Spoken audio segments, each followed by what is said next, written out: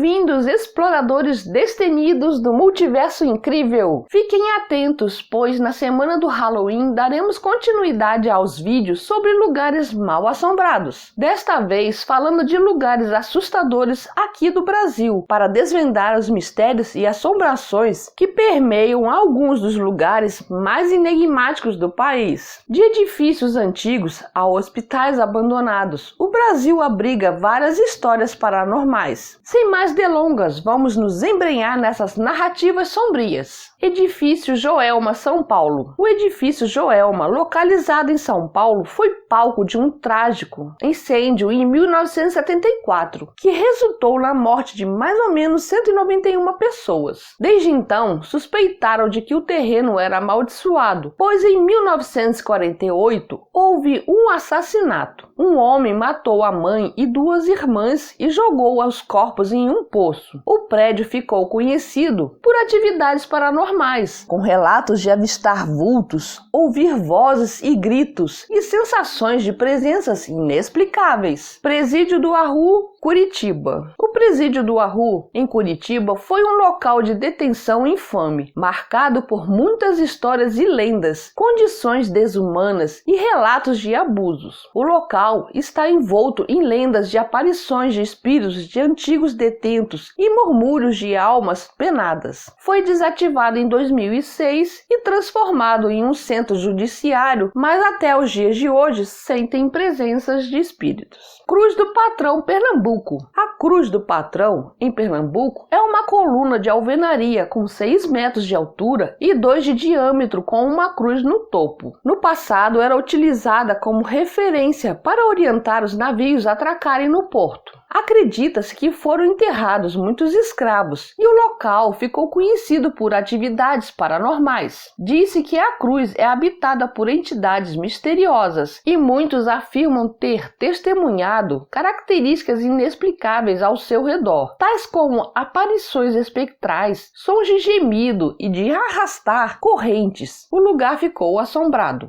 Centro Cultural Martim Sererê, Goiânia. O Centro Cultural Martim Sererê, em Goiânia, é palco de histórias intrigantes. Na época da ditadura militar, as caixas de água eram utilizadas como local de tortura e os presos eram afogados. A vizinhança conta que ouvem sons estranhos na região, como se as almas injustiçadas continuassem pelo local, deixando uma aura de mistério no ar. Mina da Passagem Mariana. A Mina da Passagem em Mariana, Minas Gerais, é uma antiga mina de ouro com uma história rica e por vezes sombria. Em 1936, houve uma inundação subterrânea que matou 17 trabalhadores. A mina foi desativada só em 1954 e atualmente é aberta ao turismo. Os visitantes relatam experiências inexplicáveis. Ouvem barulhos de sinos e correntes, vozes sussurrantes e sensações de presenças invisíveis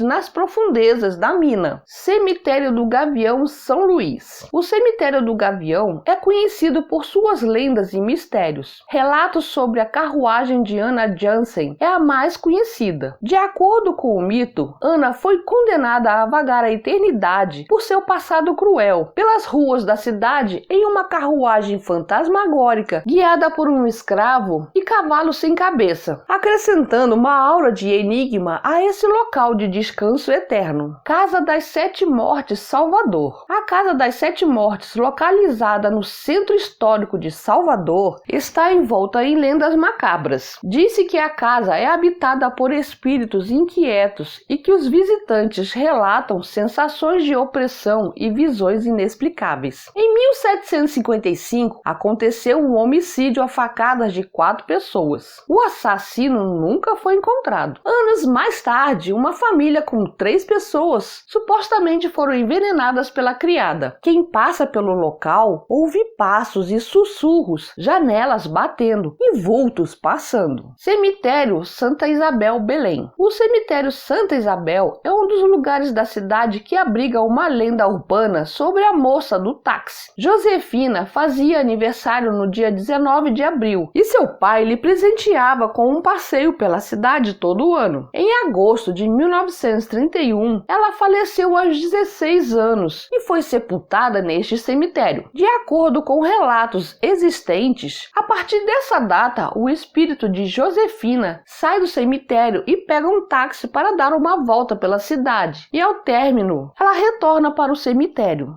Castelinho do Flamengo, Rio de Janeiro. O Castelinho do Flamengo no Rio de Janeiro é uma pitoresca mansão de estilo eclético, mas esconde mistérios sombrios em suas paredes. O casal que morava lá morreu atropelados diante da filha de 10 anos. O advogado ficou como tutor da menina, que a maltratou e trancafiou na torre até sua morte. Disse que a casa é assombrada pela menina e os visitantes afirmam ter ouvido os passos e suspiro nas salas vazias. Atualmente, o Castelinho funciona como centro cultural e é aberto às visitações. Edifício Martinelli, São Paulo. O edifício Martinelli é um marco histórico da cidade. Entre as histórias que cercam o edifício, uma certa época houve 2 crimes brutais que aconteceram no prédio e desde então há relatos de figuras fantasmagóricas, barulhos nos corredores e andares vazios do prédio. Esses locais, com suas histórias e lendas fascinantes, são testemunhas de acontecimentos que desafiam a lógica e continuam a intrigar aqueles que se aventuram a explorar. Cada um carrega consigo uma aura única de mistério e enigma, convidando-nos a refletir sobre segredos que podem estar ocultos em seus recantos. E assim, exploradores destemidos, concluímos nossa jornada pelos lugares mais assombrados do Brasil. Essas histórias e mistérios nos lembram que mesmo em nossa terra natal, o sobrenatural encontra o seu lugar. Se vocês curtiram essa expedição ao mundo sobrenatural brasileiro, não se esqueçam de deixar seu like, compartilhar com os amigos, comentem sobre os locais que mais intrigaram vocês e, claro, se inscrevam no canal Multiverso Incrível para não perder nenhuma de nossas futuras aventuras. Até a próxima e que o mistério continue a nos guiar!